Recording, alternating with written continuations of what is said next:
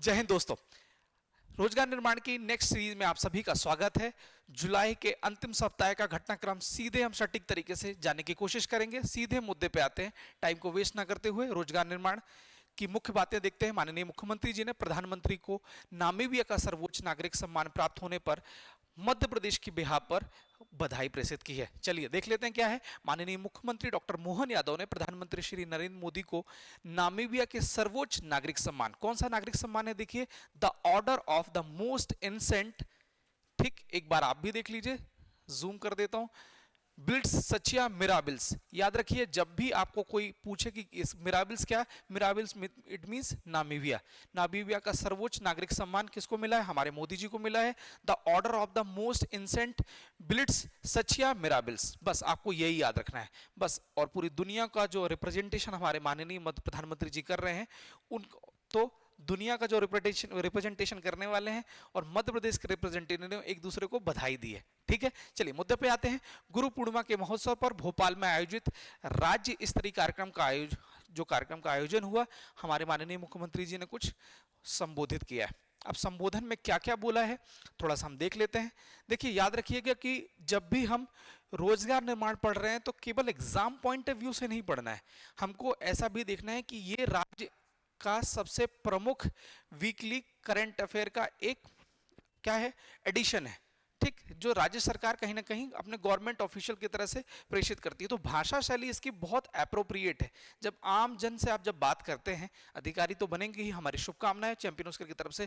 प्रत्येक वो दर्शक जो ये वीडियो देख रहा है, सभी लोग बहुत अच्छे अधिकारी बने।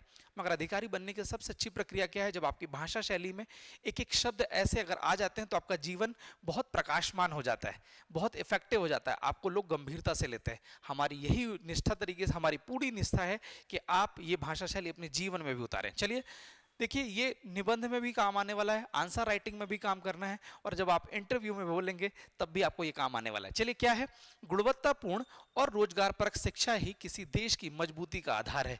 बेहतर शिक्षा के बल पर भारत आज दुनिया का सबसे बड़ा गणतंत्र बनकर प्रगति के पथ पर अग्रसर है। कितनी शानदार भाषा शैली है।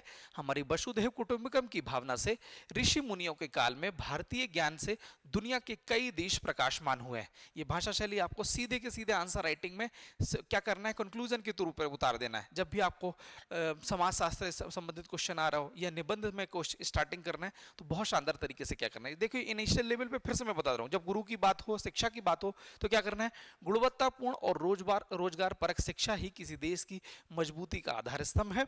बेहतर शिक्षा के बल पर भारत आज दुनिया का सबसे बड़ा गणतंत्र बनकर प्रगति के पथ पर अग्रसर है। फिर क्या है, हमारी वसुधैव कुटुंबकम की भावना से ऋषि मुनियों के काल में भारतीय ज्ञान से दुनिया के कई देश प्रकाशमान हुए हैं। यह बात माननीय मुख्यमंत्री जी ने आम जनता को बताया। ठीक, हम सीधे मुद्दे पे आ देते हैं। अब किसी ने पूछा, आपसे प्रीलिम्स में पूछा गया कि मध्य प्रदेश में कितने सांदीपनी विद्यालय संचालित हैं, तो 369 369 सांदीपनी। अब क्या है सांदीपनी? सीएम राइज विद्यालय का नाम अपडेट करके क्या कर दिया मध्य प्रदेश शासन ने, सांदीपनी विद्यालय। तो 369 है। क्लियर है दोस्त? फिर अब क्या है इंपॉर्टेंट, तो 100% परीक्षा परिणाम के लिए महू, देवास, नरसिंहपुर के स्कूलों को 5-5 लाख रुपए का प्राइज दिया गया है। हो सकता है प्रीलिम्स में आपसे क्वेश्चन पूछ लिया जाए कि 100% परिणाम कहां किस किस जिले में प्राप्त हुआ है, तो देख लेना है आपको कि महू, देवास, नरसिंहपुर के स्कूलों को। सीधे स्कूलों पे बात करते हैं तो महू के स्कूल, देवास के स्कूल और नरसिंहपुर के स्कूलों में 5-5 लाख रुपए का प्राइज मिला। क्यों? क्योंकि इन्होंने 100% परिणाम दिया है। फिर है, निःशुल्क साइकिल वितरण योजना का शुभारंभ कर दिया गया है। शासकीय कमला नेहरू सांदीपनी विद्यालय में सर्व सुविधा युक्त भवन का लोकार्पण। ठीक है, हमारे लिए बस स्कूलों में टॉप करने वाले विद्यार्थियों को अब दी जाएगी इलेक्ट्रिक स्कूटी। पहले क्या है, पेट्रोल वाली स्कूटी दी जाती थी, अब सीधे क्लियर कट है कि इको फ्रेंडली जो भारत सरकार का उद्देश्य है कि चीजों को अब धीरे धीरे हम इलेक्ट्रिक में शिफ्ट करते हैं पेट्रोल से, तो बस वो काम अब धीरे धीरे देखने को आपको मिल जाएगा। फिर देखिए माननीय मुख्यमंत्री जी ने ये पेपर 4 पार्ट बी यानी उद्यमिता का सबसे इंपॉर्टेंट सेगमेंट है, आप इसको एक बार गौर कर लीजिए, देख लीजिए आपको काम आएगा। सबसे पहले देखिए, माननीय मुख्यमंत्री जी ने राजस्थान के फर्नीचर व्यवसाय से जुड़े उद्यमियों को निवेश के लिए मध्य प्रदेश में आमंत्रित किया है। अब इसमें आपके लिए काम की चीज क्या है? आपकी काम की चीज ये है कि हमको बस ये देख लेना, जब भी हम आंसर राइटिंग कर रहे हो तो हमको उसको जिक्र करना है कि फर्नीचर का व्यवसाय के लिए माननीय मुख्यमंत्री जी के द्वारा कौन कौन सा प्रयास किया गया। तो वहां गए और उन्होंने निवेश के लिए आमंत्रित किया। क्या बोला उन्होंने? कि मध्य प्रदेश आए और उद्योग लगाएं। मुख्यमंत्री जी ने औद्योगिक क्षेत्र के प्रतिनिधियों से कहा कि वो विभिन्न उद्योगों की स्थापना के लिए मध्य प्रदेश में आ सकते हैं। उन्हें नीतियों के अंतर्गत उद्योग स्थापना के लिए पूरा प्रोत्साहन और सहयोग प्रदान किया जाएगा। इस अवसर पर मुख्यमंत्री जी ने उद्योग और रोजगार में वर्ष 2025 में हुए विभिन्न कॉन्क्लेव का उन्होंने रोड मैप बताया। ठीक है, तो अब कुल मिला के पेपर 4 पार्ट बी उद्यमिता विकास का सेगमेंट है। जब भी आप आंसर राइटिंग करें तो आपको ये सब चीजें बताना है। अगर इस बीच में इंटरव्यू में आपसे कोई क्वेश्चन पूछता है कि मध्य प्रदेश सरकार के द्वारा उद्योगों के लिए क्या किया जा रहा है, तो भैया उद्योगों का तेजी से ग्रो अप करने के लिए मध्य प्रदेश शासन के द्वारा अब पहले कई विदेशों में यात्रा की माननीय मुख्यमंत्री जी ने, अब कई प्रदेश भी जा रहे हैं। हो सकता है वहां के फर्नीचर के व्यापारियों को हमारी नीतियां हैं, हमारी पॉलिसी है अच्छी लगे, तो हो सकता है उनका इन्वेस्टमेंट मध्य प्रदेश में हो सकता है। ठीक है, फिर प्रगति और गतिशील शांति और संसाधन का लाभ उठाएं निवेशक। यही हमारे मुख्यमंत्री जी ने अभी लुधियाना गए थे इन्वेस्टमेंट के लिए कि भैया आइए, तो क्या बोला कि माननीय मुख्यमंत्री जी ने, ये पेपर 4 पार्ट बी उद्यमिता का ही सेगमेंट है। दोस्तों याद रखिए, मुख्यमंत्री मोहन यादव जी ने लुधियाना स्थित वर्धमान औद्योगिक परिसर में पंजाब के उद्योगपतियों से भेंट की। अब क्या बोला, इंपॉर्टेंट फैक्टर ये है जो पेपर 4 और पार्ट बी में आपको मेंशन करना है। मेंशन ये करना है कि प्रदेश की समावेशी, उदार और निवेश अनुकूल नीतियों की जानकारी दी। कौन सी है? समावेशी, इंक्लूसिव। फिर कौन सी? उदार, एकदम बिल्कुल लिबरल। और निवेश अनुकूल, इक्वल कैसा? इन्वेस्टमेंट के मतलब इन्वेस्टमेंट फ्रेंडली, निवेश के अनुकूल नीतियों की जानकारी प्रदान की। उन्होंने कहा कि मध्य प्रदेश सरकार ने न केवल उद्योग लगाने और निवेश बढ़ाने के लिए तैयार है, बल्कि यदि ये सेक्टर में संभावना दिखती है तो आवश्यकता अनुसार नियमों में भी परिवर्तन कर दिया जाएगा। अब हमारा उद्देश्य है, माननीय मुख्यमंत्री जी का उद्देश्य है कि अब नियमों के चक्कर में इन्वेस्टमेंट खराब नहीं होंगे। वो पूरी कोशिश कर रहे हैं कि सिंगल विंडो सिस्टम के तहत चीजें एकदम अप टू द मार्क हो, चीजें डिले ना हो, सटीकता से काम हो। और उनका कहना यह है कि आपका काम इन्वेस्टमेंट करने का है और उद्योग लगाने का है। बाकी जितनी प्रक्रियागत समस्याएं आने वाली हैं, चुनौतियां आने वाली हैं, वो सरकार के हिस्से पे छोड़ दीजिए, सरकार बहुत तेजी से इसको कंप्लीट कर देगी। ठीक है, मुख्यमंत्री जी ने कहा कि मध्य प्रदेश में गारमेंट और टेक्सटाइल सेक्टर के लिए विशेष अवसर उपलब्ध है और राज्य सरकार की इस दिशा में गंभीर प्रयास कर रही है। ठीक, हुकुमचंद मिल का बहुत जो चर्चा में चलता है वो उन्होंने उसका जिक्र किया। ठीक, फिर है लुधियाना इंटरेक्टिव सेशन में आप कितना इन्वेस्टमेंट है, तो आपको पेपर 4 पार्ट बी उद्यमिता के सेगमेंट में तुरंत बताना है कि माननीय मुख्यमंत्री जी के द्वारा जो लुधियाना का प्रवास हुआ था, 2-3 दिन का जो प्रवास था, उस प्रवास में इंटरेक्टिव सेशन हुआ जिसमें 15,606 करोड़ रुपए का निवेश का प्रस्ताव प्राप्त हुआ। क्लियर है, 1-to-1 चर्चा हुई है। और ये इस 1-to-1 के क्या कहते हैं, भारत का मैनचेस्टर किसको कहते हैं? लुधियाना। ये भी आपका फैक्ट हो गया। तो प्रीलिम्स में किसी ने पूछा कि भारत का मैनचेस्टर कौन है, तो आपको लुधियाना बताना है। 1-to-1 सेशन हुआ। हीरो साइकिल्स दुनिया में मशहूर है, वो भी मध्य प्रदेश में अब इन्वेस्टमेंट करने के लिए तैयार है। ठीक है, तो आपको ये बताना है। फिर उन्होंने थोड़ा सा बता दिया क्या क्या, कि शहडोल में आयरन डिपॉजिट, पन्ना जिले में हीरा, सिंगरौली में सोने की खाने, ये असीम संभावना का प्रदेश है।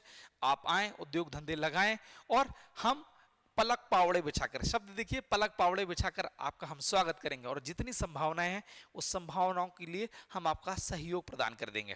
ठीक है दोस्त, तो आपके लिए ये सब मैटर है।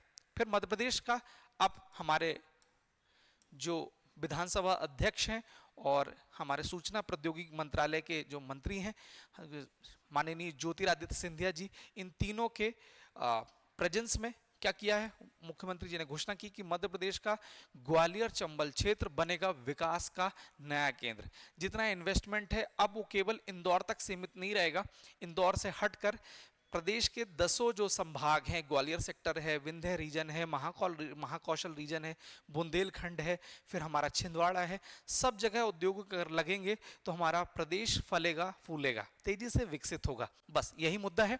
माननीय मुख्यमंत्री जी ने हमारी सरकार के समग्र विकास के लिए संकल्पित है। हम यही उन्होंने बोला कि हम सबके जीवन में उजाला लाने के लिए कटिबद्ध हैं। मुख्य मुद्दा यही है कि ग्वालियर में 265.56 करोड़ रुपए का विकास का लोकार्पण किया और 6 लेन हाईवे बन रहा है जो आगरा से ग्वालियर तक का बनेगा। ठीक है, बस मुख्य मुद्दे यही था। और साथ ही साथ बीहड़ के क्षेत्र में जो हमारा भिंड रीजन है और ये पूरा है, 2000 मेगावाट का एक सोलर प्लांट लगाने का एक उन्होंने प्रस्ताव दे दिया है। आगे चल के आपको यहाँ से धीरे धीरे यहाँ से इलेक्ट्रिसिटी जो प्रोड्यूस किया जा रहा है सोलर पावर के थ्रू वो देखने को मिलेगा। ठीक है, फिर है मुद्दे पे बात करते हैं। लैपटॉप कोई जिक्र नहीं, हमारे लिए काम की चीज है। हाँ, ये देखिए, अब आपके जो मध्य प्रदेश का अर्थव्यवस्था है वहां से आपको चीजें मिलेंगी। और प्रीलिम्स के लिए सेक्टर है, क्या सेक्टर है? मध्य प्रदेश के 50% गांवों को दुग्ध नेटवर्क से जोड़ा जाएगा। अब एक काम की चीज है, फटफट देख लेते हैं। राज्य सरकार प्रदेश में दुग्ध उत्पादन बढ़ाकर किसानों और पशुपालकों की आर्थिक उन्नति के लिए प्रतिबद्ध है। जब भी पशुपालकों के लिए या किसानों की आय दुगनी करने की बात की जाएगी तो आपको थोड़ा सा दुग्ध व्यवसाय ऐड करना होना चाहिए। राज्य सरकार प्रदेश में दुग्ध उत्पादन बढ़ाकर क्या करेगी? किसानों और पशुपालकों की आर्थिक उन्नति सुनिश्चित करेगी। क्या करेगी? प्रदेश के 50% गांवों को दुग्ध नेटवर्क लाने की रणनीति है। जितने गांव हैं उसके 50% गांवों को दुग्ध रणनीति जो दुग्ध की पॉलिसी है उसमें लाने की तैयारी है। इसमें क्या है? 381 दुग्ध सहकारी समितियों का गठन कर 9500 दुग्ध उत्पादकों को सहकारी डेयरी प्रणाली से जोड़ा जाएगा, जैसे हमारा गुजरात कल्चर है उसी का। ठीक, पशुपालन एवं डेयरी विकास विभाग के वरिष्ठ जो अधिकारियों ने चर्चा करते हुए बताया है कि हमारे माननीय जो गृह मंत्री हैं, गृह एवं सहकारिता मंत्री श्री अमित शाह ने मध्य प्रदेश के डेयरी विकास योजना को क्रियान्वित करने का एक संशोधन और एक अनुमति प्रदान कर दी है। अब तेजी से क्या होगा? अब थोड़ा सा उसमें तेजी से प्रोग्रेस देखने को मिलेगा और ये फायदा धीरे धीरे मध्य प्रदेश के प्रत्येक किसानों को देखने को मिलेगा।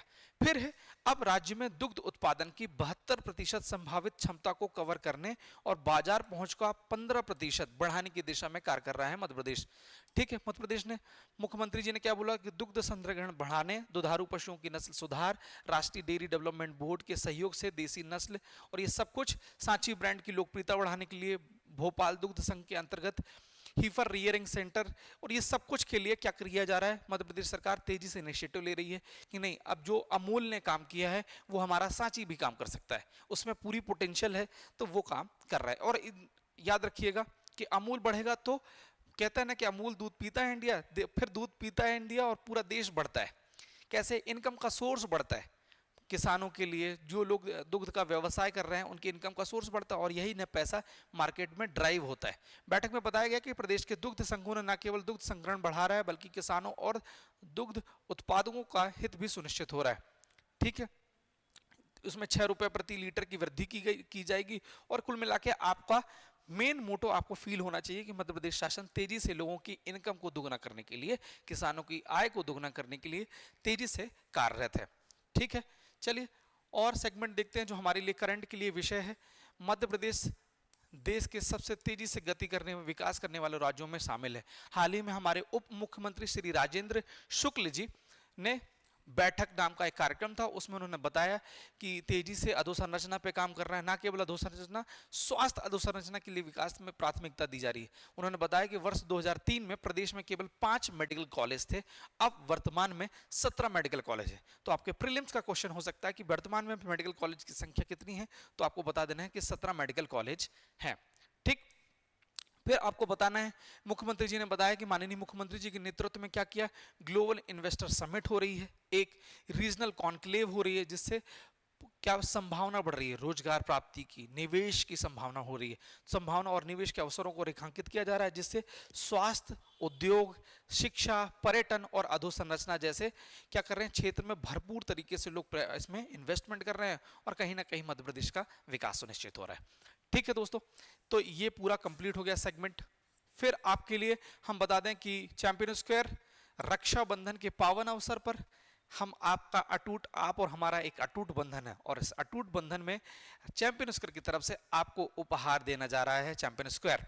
क्या 70% ऑनलाइन सेगमेंट के जितने हमारे कोर्सेज हैं, जिसमें एमपीपीएससी फाउंडेशन बैच जो 3 साल का है, एमपीपीएससी प्रीलिम्स मेंस बैच, उसको फिर मेंस स्पेशल बैच जिनको प्रीलिम्स की तैयारी नहीं करना, केवल मेंस की तैयारी करना है उनके लिए, और एमपीपीएससी प्रीलिम्स स्पेशल बैच, सबके लिए ऑनलाइन सेगमेंट में 70% के डिस्काउंट। और सीधे आपको कोई कूपन नहीं लगाना है, हमने ये भी हटा दिया, सीधे कूपन नहीं, सीधे आपको 70% डिस्काउंट के साथ आपको परचेज कर लेना है।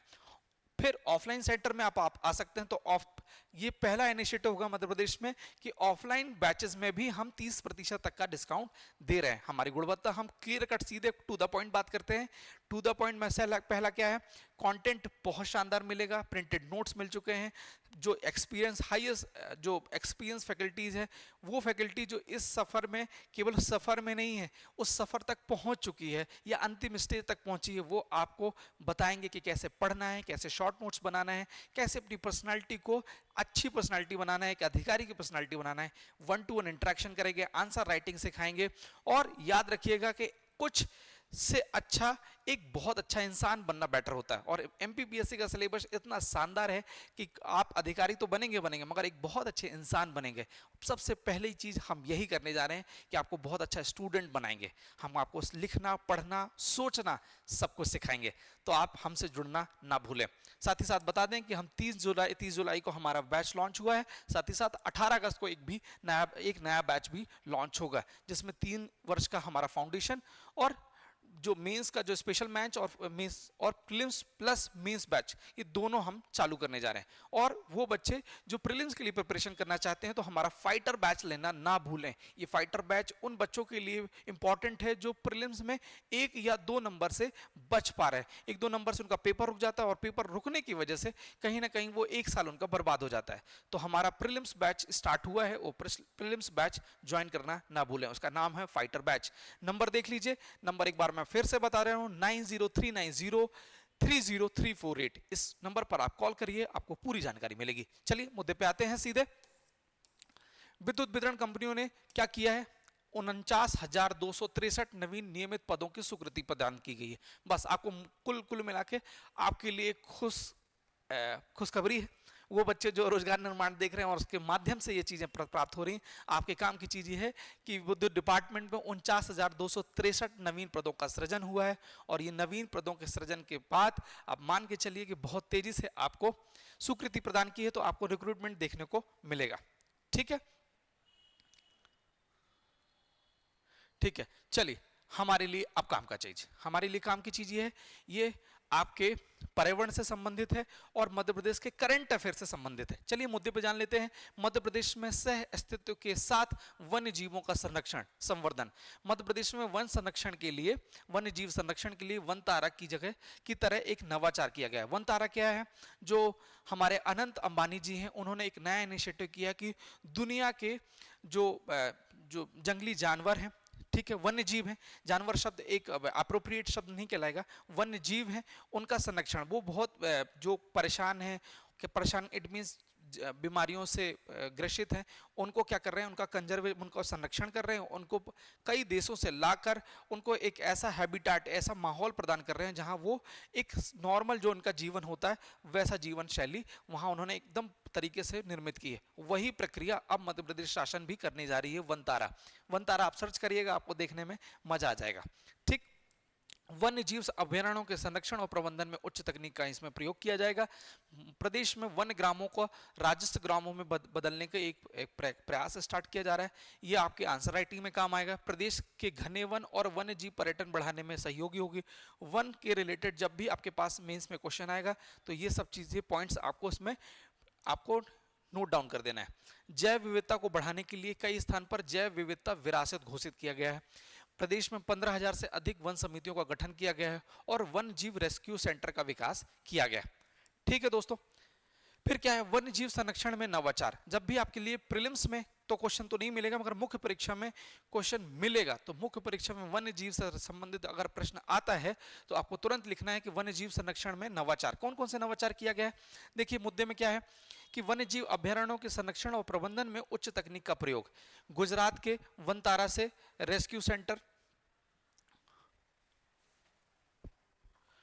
ठीक है, चलिए वनतारा से, गुजरात के वनतारा से प्रेरित रेस्क्यू सेंटर, दुर्लभ जीव चीते, घड़ियाल, कछुओं के एक अभ्यारण्य से दूसरे अभ्यारण्य का पुनर्स्थापन और संरक्षित क्षेत्रों की फेंसिंग इसमें शामिल कर दी गई है। वन्य जीव संरक्षण के लिए कौन कौन सी पहल की गई है भैया, हमारा मध्य प्रदेश टाइगर स्टेट है, बिल्कुल पता है। 9 टाइगर रिजर्व है, ये हमारे लिए प्रीलिम्स का फैक्टर, सीधे मुद्दे पर उतरना है। बिल्कुल जब भी आपको कोई पूछे कितने टाइगर रिजर्व है तो बिल्कुल परेशान नहीं होना, सीधे 9 टाइगर रिजर्व है बता देना है। वन संरक्षण के लिए साथ में क्या है, रिजर्व पर्यटन उद्योग का बढ़ावा दिया जा रहा है, जिसमें स्थानीय स्तर पर अर्थव्यवस्था का क्या होगा, बहुत तेजी से ग्रो अप करेगी। कैसा क्या कि आसपास के लोग पर्यटन के साथ साथ वहाँ के लोगों का खान पान भी खाना स्टार्ट कर देते हैं, जिससे धीरे धीरे क्या उनका स्तर बढ़ जाएगा और आपका काम बन जाएगा। टाइगर रिजर्व के बफर क्षेत्रों में पर्यटकों के लिए बफर सफर योजना के अंतर्गत अनेक गतिविधियों का प्रारंभ किया गया है। पर्यटक प्राकृतिक स्थल, वन और वन्य प्राणी दर्शन के लिए इको पर्यटन गतिविधियों का आनंद ले रहे हैं, जो हमने डिस्कस किया। अभी हाल ही में माही आए हुए थे, सचिन तेंदुलकर जी आते हैं, और बहुत बड़ी फिल्म हस्तियां जो हैं वो समय समय पर हमारे ये जो मध्य प्रदेश है वहाँ कहीं ना कहीं वन्य जीव जो हमारे टाइगर रिजर्व है वहाँ आपको देखने को ये मिलेंगे। इससे प्रदेश में पर्यटन को एक नया आयाम मिल रहा है। प्रदेश में नई जो आधुनिक चिड़ियाघर और रेस्क्यू सेंटर विकसित हो रहे हैं, जहां जैसे उज्जैन और जबलपुर में उन्नत सुविधा आपको चिड़ियाघर देखने को मिलेंगे। ठीक है, फिर है चीतों का अभ्यारण्य, बिल्कुल आपको पता होगा चीतों का क्या, पालपुर जो हमारा श्योपुर है वो आपको जानने को मिलेगा। ठीक है, कूनो अभ्यारण्य, तो अफ्रीका से लाए गए चीतों की कूनों में सफल पुनर्स्थापना के बाद इनको प्रदेश और देश के दूसरे अभ्यारण्यों में बसाने की प्रक्रिया भी अब प्रारंभ हो गई है। प्रदेश में बुंदेलखंड क्षेत्र में अब नवीन जो हमारा अभ्यारण्य है नया नाम चेंज हुआ है। ठीक है, वीरांगना दुर्गावती टाइगर रिजर्व में चीता पुनर्स्थापन की तैयारी चल रही है। क्लियर है। अब नरसिंहपुर और सागर में कोई इसका नाम क्यों परिवर्तन किया, बताइए क्यों परिवर्तन किया है? एक अभ्यारण्य है क्या, या टाइगर रिजर्व था कोई, या अभ्यारण्य है, कौन सा है उसका नाम बताइए कमेंट में। ठीक है, किसका नाम परिवर्तित करके वीरांगना दुर्गावती टाइगर रिजर्व रख दिया गया, आपके लिए क्वेश्चन है। ठीक है, फिर जलीय वन्यजीवों का संरक्षण और संवर्धन के लिए मध्य प्रदेश सरकार के द्वारा प्रयास किया जा रहा है। प्रजनन केंद्र की स्थापना की जा रही है। चंबल में कछुए, मगरमच्छ और घड़ियाल, गंगा डॉल्फिन के संरक्षण के लिए एक केंद्र की स्थापना की जा रही है। ठीक है, चलिए अगला पॉइंट, इसको मुझे लगता है आपको समय समय पर इसको पेन चलाते चलाते नोट डाउन भी करते रहना चाहिए, तो जो आपके काम आएगा। फिर हाथियों की सुरक्षा के लिए मध्य प्रदेश शासन 20 करोड़ रुपए 25 करोड़ रुपए अभी हाल ही में इन्वेस्टमेंट किया जा रहा है, और वर्ष 2024 से लेकर 25-27 तक 26-27 तक 47 करोड़ रुपए तक का क्या किया गया, निवेश किया जाएगा, और कॉलर आईडी लगाया जाएगा जिससे उनका संरक्षण बना रहे। आप गोंडवाना रियासत है, गोंडवाना रियासत है, तेजी से हम क्विक रिवीजन कर लेते हैं जो हमारे काम का है। गोंडवाना रियासत आपको पता है कि ये पूरा जबलपुर वाले सेक्टर में है। ठीक, जबलपुर वाला आपका जो रीजन है हमारा गोंडवाना रेंज कहलाता है। तो सीधे मुद्दे पे आते हैं, सतपुड़ा और विंध्याचल पर्वत श्रेणियों और उसके मध्य में नर्मदा घाटी है, और मध्यकाल में गोंड राज्य की विकसित किए गए, और गोंड के विषय में प्राचीनता से यहाँ की जानकारी मिलती है जो प्रोटो ऑस्ट्रेलाइड प्रजाति से मिलती है। अब प्रीलिम्स में आपके लिए फैक्ट है कि गोंडवाना जो राज है या गोंडवाना क्षेत्र है उसकी जानकारी कैसे मिलेगी, तो प्रोटो ऑस्ट्रेलाइड प्रजाति से इसकी जानकारी उनकी प्राचीनता की आपको प्राप्त होगी। अब गोंडवाना वंश है, इसको 3 भागों में बांटोगे, गढ़ा, देवगढ़ और खेरला। अगेन मैं फिर से बोल रहा हूँ, गढ़ा के गोंड, फिर देवगढ़ के और खेरला के। चलिए गढ़ा के जान लेते हैं। फेमस पर्सनालिटी कौन कौन सी है, यादव राव, संग्राम साय, दुर्गावती जी भी मिलेंगी हमारी। दुर्गावती जी हमारी जो हमारा शौर्य का प्रतीक है, हमारे गौरव का प्रतीक है, रानी दुर्गावती। आज हम उनके बारे में थोड़ा सा डिस्कस कर लेते हैं, और क्विक रिवीजन आपके प्रीलिम्स के लिए हो जाएगा और मुख्य परीक्षा के लिए। गोंड वंश का राज्य जबलपुर और त्रिपुरी के मध्य गढ़ा से आरंभ होता है। ठीक है, जो कि हमने डिस्कस किया था कि जबलपुर का डिस्कशन हमने किया था। तो गोंड वंश का प्रारंभ कहाँ होगा, जबलपुर और गढ़ा के त्रिपुरी के मध्य होगा, गढ़ा से आरंभ होगा। इस गढ़ के कटंगा नाम से जाना जाता था। कालांतर में जब मंडला में राजनीति जो राजधानी नियत हुई तब इसे गढ़ा मंडला के नाम से जाना जाता है। सीधे मुख्य पर्सनालिटी में जान लेते हैं। गोंड वंश के संस्थापक का नाम कौन हो सकता है? तो उनका नाम है, सीधे लिखना है, यादव राय।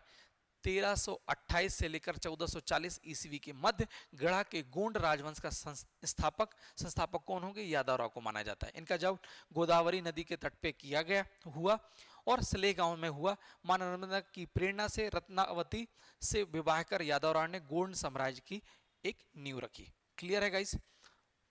अब आपके लिए प्रीलिम्स का फैक्ट है क्या? गणेश नृप वर्णम अभिलेख किससे संबंधित है? तो आपको बताना है यादव राय से। ठीक, गणेश नृप वर्णम अभिलेख, यादव राव को नागवंशी कछवाया राजपूत माना जाता है। ठीक, बस आपका इतना लंबा आपसे कोई बात क्वेश्चन नहीं पूछा जाएगा, सीधे पूछा जाएगा कि गणेश नृप वर्णम अभिलेख डैश किससे संबंध, तो आपको बताना है यादव राय से। फिर है संग्राम साय। ठीक, दमोह के सती लेख के आधार पर संग्राम साय का राज्यरोहण 1510 से लेकर 1531 के मध्य हुआ। संग्राम साय का वास्तविक नाम, प्रीलिम्स में फिर से अगेन आपको फैक्ट पूछा जाएगा कि संग्राम साय का वास्तविक नाम क्या था? तो वास्तविक नाम था अमरदास। ठीक, संग्राम डैश अमरदास। ठीक, अमरदास को गुजरात के शासक बहादुर शाह ने रायसेन विजय में सहायता दी थी और इसलिए संग्राम साय की उपाधि प्रदान की गई। अब 2 मार्कर में आपसे क्वेश्चन पूछा जाता है कि संग्राम साय की उपाधि किसने प्रदान की? तो आपको बताना है कि गुजरात के शासक बहादुर शाह ने रायसेन विजय की सहायता करने के उपलक्ष्य में इनको संग्राम साय की उपाधि दी गई। ठीक, सोना से गढ़ा राज्य के महानतम शासक संग्राम साय के सोने का सिक्का मिला, जिसमें उसमें पुलत्स्य वंशी भी बोला गया। पुलत्स्य वंशी क्या है? पुलत्स्य वंशी संग्राम साय। संग्राम साय संस्कृत भाषा के विद्वान थे। क्लियर है गाइस? अब आपके लिए फिर से फैक्ट है, रस रत्न, फिर ये आएगा रस रत्न माला का संबंध किससे है? तो आपको बताना है किससे? आपको बताना है संग्राम साय से इनका संबंध है। फिर अगेन रस रत्न माला किस भाषा में है? तो रस रत्न माला जो है संस्कृत भाषा में। अगेन संग्राम साय का संबंध किससे है? तो आपको बताना है रस रत्न माला से। ठीक है, ये किस भाषा में है? संस्कृत भाषा में। ठीक, 9 रसों का वर्णन मिलेगा। संग्राम साय ने चौरागढ़ का किला यानी नरसिंहपुर का निर्माण कराया। नरसिंहपुर में एक चौरागढ़ का किला है, तो आपको इसको याद रखना पड़ेगा। गढ़ा के निकट संग्राम साय सागर नामक एक सरोवर और बांजना मठ इसी शासक द्वारा निर्मित किया गया। अब बांजना मठ कभी कभी डाउट आता है कि दुर्गावती जी द्वारा निर्मित किया गया था या संग्राम साय, तो आपको फटाक से आंसर दिखना है बांजना मठ, तो किसका नाम है? संग्राम साय। ठीक, रामनगर अभिलेख तथा गणेश नृपवर्णम में यह वर्णन है कि संग्राम साय के अधीन 52 गढ़ शामिल थे। तो 2 संबंध, गणेश नृपवर्णम किसका? संग्राम साय। फिर क्लियर है? और रामनगर अभिलेख किसका नाम लेना है? संग्राम साय का। ठीक, फिर है दलपत साय। दलपत साय का कोई खास योगदान नहीं, बस आपको एक जिक्र कर लेना है कि विवाह इनका रानी दुर्गावती से हुआ था, कालांतर में इनकी मृत्यु हो गई। फिर दलपत साय के दरबार में महेश ठाकुर नामक विद्वान निवास करते थे, जिन्होंने तत्व चिंतामणि की रचना की। अब प्रीलिम्स में इस टाइप का डीप फैक्ट जरूर आ जाता है कभी कभी कि तत्व चिंतामणि की जो इसकी रचना किसके द्वारा की गई, तो आपको तुरंत बताना है दलपत साय के जो उसके दरबार में रहने वाले जो विद्वान थे महेश ठाकुर, या सीधे महेश ठाकुर आएगा और आपको सीधे ठक से आंसर लगा देना है, बिल्कुल भी सोचना नहीं है। ठीक है, बांजना मठ का निर्माण किसने किया? संग्राम साय ने। ठीक है, फिर आपको बस थोड़ा छोटी छोटी चीजें याद रखना है। गणेश नृपवर्णम, रामनगर अभिलेख जो है आपको सीधा संबंध किससे है? संग्राम साय। दलपत साय क्या है? दलपत साय के टाइम पीरियड में राजधानी गढ़ा से सिंगोरगढ़ बढ़ा दी गई थी। ये इंपॉर्टेंट तो नहीं है बट हो सकता है आपसे प्रश्न पूछ लिया जाए। फिर दलपत साय का जो दरबारी थे, दरबारी विद्वान कौन? महेश ठाकुर, उनकी रचना क्या है? तत्व चिंतामणि। फिर आती हैं महारानी, हमारे जो पूरे प्रदेश का गौरव है, रानी दुर्गावती। रानी दुर्गावती कालिंजर के राजा कीरत सिंह की पुत्री, जो चंदेल वंश। तो अब रानी दुर्गावती का संबंध कभी कभी डाउट में क्वेश्चन आप आ जाता है आपके लिए कि रानी दुर्गावती का संबंध किससे है, तो सीधे आपको बताना है कि चंदेल वंश से संबंध है। ठीक है, ना कि गोंडवाना वंश से। ये कभी कभी ट्रिकी प्रश्न पूछ लेता है। फिर है रानी दुर्गावती ने अपनी राजधानी सिंगोरगढ़ से फिर उन्होंने चौरागढ़ शिफ्ट कर दी। ठीक, उन्होंने क्या किया? सिंगोरगढ़ किया, फिर इन्होंने सिंगोर से चौरागढ़ कर दिया। रानी दुर्गावती के काल को गोंडवाना का स्वर्णिम युग कहा जाता है, जिसका अभिलेख जहां उल्लेख कहां मिलेगा? अबुल फजल के अपनी रचना आईने अकबरी में मिलेगा। क्लियर है गाइस? इनका ये बस प्रीलिम्स का मैं इंपॉर्टेंट बस फैक्ट आपको बता रहा हूं, जिसका उल्लेख अबुल फजल की अपनी रचना आईने अकबरी में मिल जाएगा। ठीक, फिर दुर्गावती के शासन में 1556 में मालवा के शासक बाज बहादुर ने गढ़ा पर आक्रमण कर दिया, ठीक, जिसमें बाज बहादुर की पराजय होती है। फिर 1564 में बाज बहादुर के जाने के बाद, पराजय होने के बाद, मुगल बादशाह अकबर के सेनापति आसफ खां आते हैं, ठीक, जहां आक्रमण हो करते हैं। और नरई का युद्ध जो 1564, जब कुछ लोग बोलते हैं, जब इनके विवाद, कुछ लोगों का एक क्वेश्चन हमेशा रहता है, डाउट में रहता है कि सर ये कौन सा विवाद है, इसका नाम क्या है। तो एक नरई नाम के एक नाले में, ये पूरा नाले के आसपास का ये पूरा जो कह सकते हैं युद्ध हुआ, तो कभी कभी इसको नरई का युद्ध भी बोलते हैं। 1564 के टाइम पीरियड है, आसफ खां होंगे, रानी दुर्गावती होंगी, ठीक। क्या है देखो, जब रानी, एक बार अपन पढ़ लेते हैं।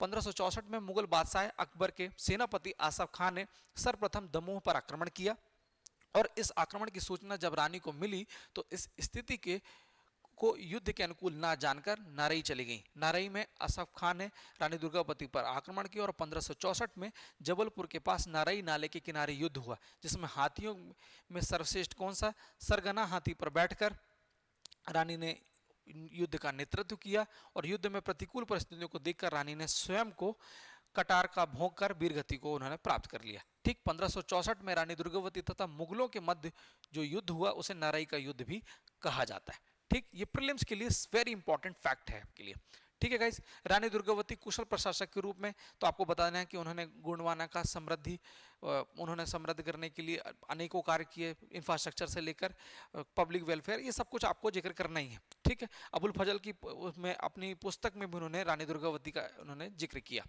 ठीक, कि गढ़ा राज्य में चारों ओर यानी उर्वरा सर्वतो भूमि मध्यतो नर्मदा नदी विद्या दुर्गावती रागिये गढ़ राज्य त्रयोगुणा।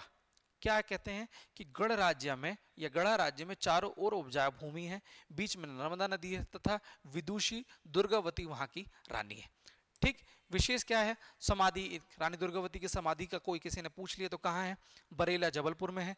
फिर 2024 में मोटे अनाज के लिए श्री क्या है, आपको देख लीजिए कि रानी दुर्गावती श्री अन्न प्रोत्साहन योजना प्रारंभ की गई। मध्य प्रदेश सरकार ने कौन सी योजना है, वर्ष 2024 में रानी दुर्गावती श्री अन्न योजना, क्लियर है। 1988 में रानी दुर्गावती के बलिदान दिवस पर एक डाक टिकट जारी किया गया, और 24 जून को बलिदान दिवस के रूप में मनाया जाता है। 1564 आप समझ गए, रानी दुर्गावती जी ने क्या किया, जो छुरा, वो क्या कह सकते, तलवार या चाकू लेकर अपने आप पर उन्होंने भोंक ली और वीरगति को प्राप्त हुई, और इस दिवस को ध्यान में रखते हुए 24 जून को बलिदान दिवस के रूप में मनाया जाता है, ठीक। मधुकर शाह हैं तो गोंड रियासत की गद्दी पर बैठे मधुकर शाह, और मुगल दरबार में पहुंचने वाले ये पहले गोंड शासक होंगे, कौन, मधुकर शाह, ठीक। बस काम की चीज मैंने इसमें हाईलाइट कर दी है। हृदय शाह कौन है, हृदय शाह गोंड वंश का कला संरक्षक बोला जाता है। हृदय शाह आए तो आपको कला से संबंधित जब भी कोई एक बड़े अचीवमेंट होंगे या बड़े बड़े काम किए गए होंगे तो हृदय शाह के द्वारा किया गया,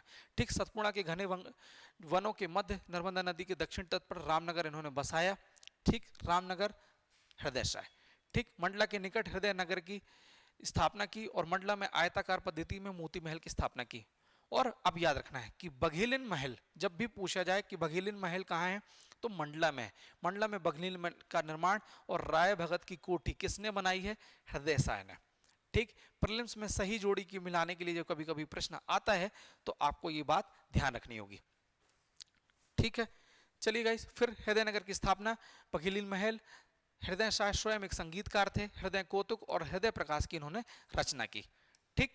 हृदय कौतुक और हृदय प्रकाश की रचना की। हाल ही में मध्य प्रदेश सरकार ने मंडला मेडिकल कॉलेज का नाम हृदय शाह मेडिकल कॉलेज रख दिया। ये प्रीलिम्स के लिए हो सकता है आपसे क्वेश्चन पूछ लिया जाए। फिर है छत्रसाय, तो इन्हीं के शासन काल में औरंगजेब ने क्या किया, दक्षिण भारत का अभियान प्रारंभ हुआ, जो कालांतर में गोंड साम्राज्य के अस्तित्व की समाप्ति का एक कारण बन गया, ठीक। इन्हीं के टाइम पीरियड में औरंगजेब का आपको इसमें इन्वॉल्वमेंट देखने को मिलेगा। छत्रसाय के समय ही प्रणामी, ये प्रीलिम्स में आ चुका है, इंजीनियरिंग सर्वे से या किसी एग्जाम में ये क्वेश्चन पूछा गया है। प्रणामी संप्रदाय के दूसरे प्रसिद्ध गुरु महाप्रभु प्राणनाथ के रामनगर प्रवास का विवरण प्रणामी संप्रदाय के ग्रंथों में मिलता है, इन्हीं के टाइम पीरियड में, ठीक। शंकरशाह, तो गढ़ मंडला के गोंड शासक शंकरशाह का जन्म 1783 में हुआ, महारानी दुर्गावती के प्रतापी वंशजों में एक हैं। 1857 की क्रांति का इन्होंने नेतृत्व किया, किसने, शंकरशाह। शंकरशाह रघुनाथ शाह वही वाले हैं ये, ठीक।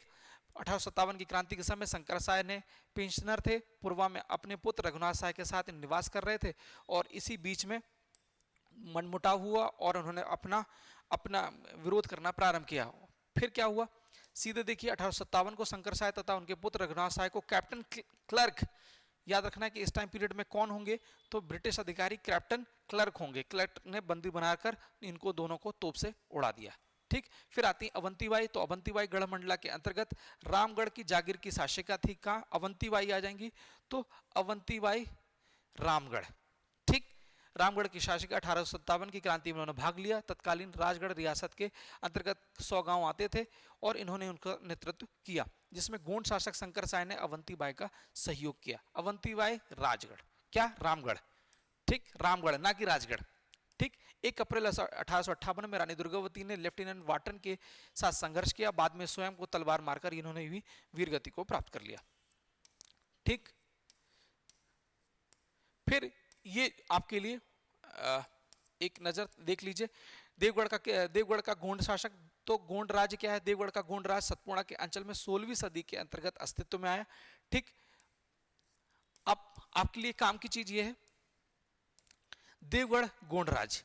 अब आपसे जब भी पूछा गया तो कि नदियों का हो सकता है विवरण आपसे पूछ लिया जाए, तो देवगढ़ के गोंड राज्य का विस्तार पूर्व में वेनगंगा नदी, पश्चिम में वर्धा नदी तथा उत्तर में छपारा, ठीक, छपरा, सिवनी और दक्षिण में चांदा तक फैला हुआ है। देवगढ़ का उल्लेख थोड़ा सा आपको ध्यान रखना है कि आपको वेनगंगा नदी भी मिलेगी, वर्धा नदी भी मिलेगी, छपरा और चांदा नदी, सब कुछ आपको देखने को मिलेगा। प्रमुख शासक कौन है, घुरवा राजा जाटवा प्रथम। हो सकता है प्रीलिम्स में आपसे ये अजीब टाइप का प्रश्न जरूर पूछ लिया है, कौन सा, घुरवा राजा जाटवा प्रथम। ये गढ़ा मंडला के शासक प्रेम साय के समकालीन थे। देवगढ़ किले के इन्होंने निर्माण किया। जाटवा का उल्लेख अकबरनामा तथा आईने अकबरी में किया जाता है।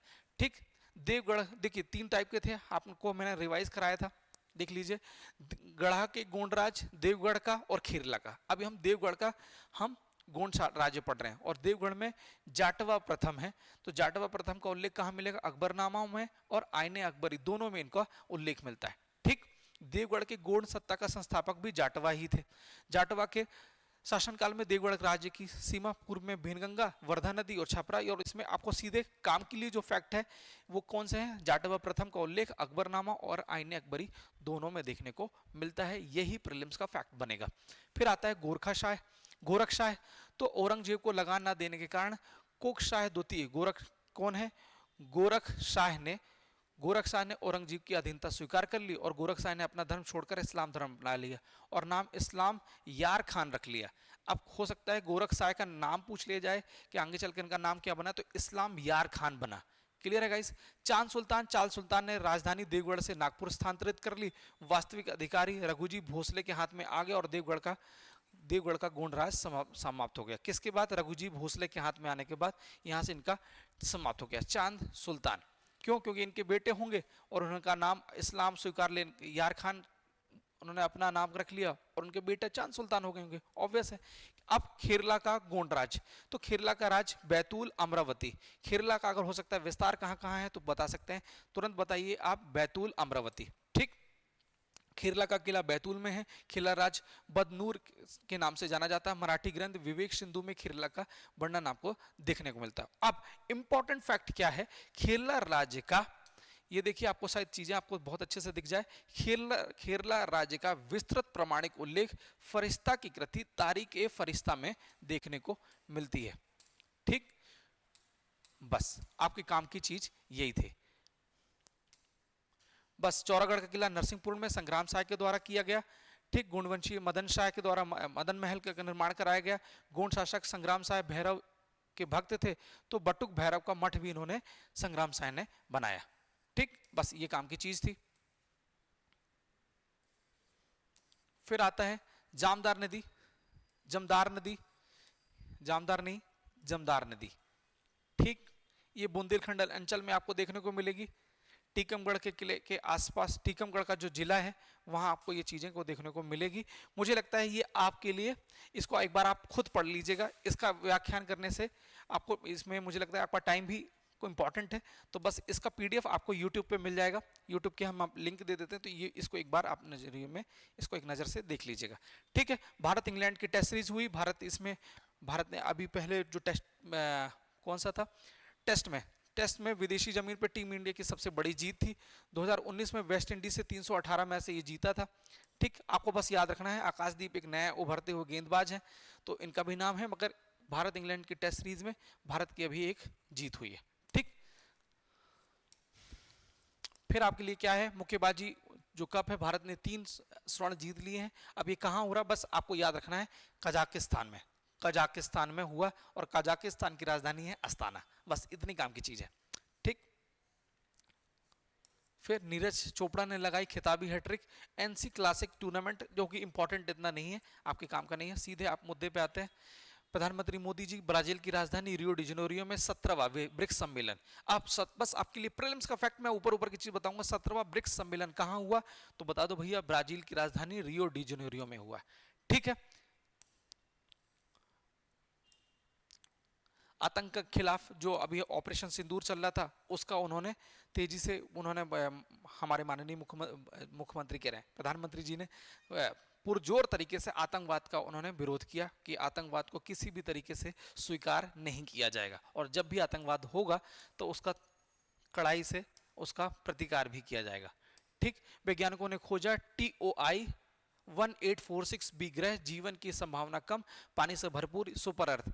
एक आर्टिकल आप जरूर इसको देख लीजिएगा, जो आपके काम आने वाला। अब आपके काम की चीज ये है कि ऑपरेशन सिंदूर ने भारतीय स्वदेशी उत्पादों की वैश्विक मांग को बढ़ाया है।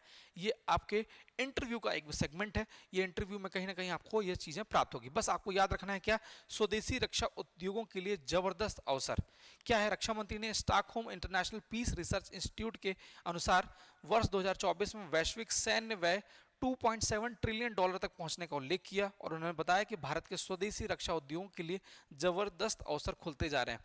अब क्या है, ऑपरेशन सिंदूर में हमने आपदा में भी अवसर देख लिया। हमारा समय उस टाइम तनाव का चल रहा था, मगर हमने अपने जितने अच्छे आयुध सामान बनाए थे सब हमने प्रयोग कर लिए, और एकदम ट्रायल एंड टेस्टेड हो चुके हैं।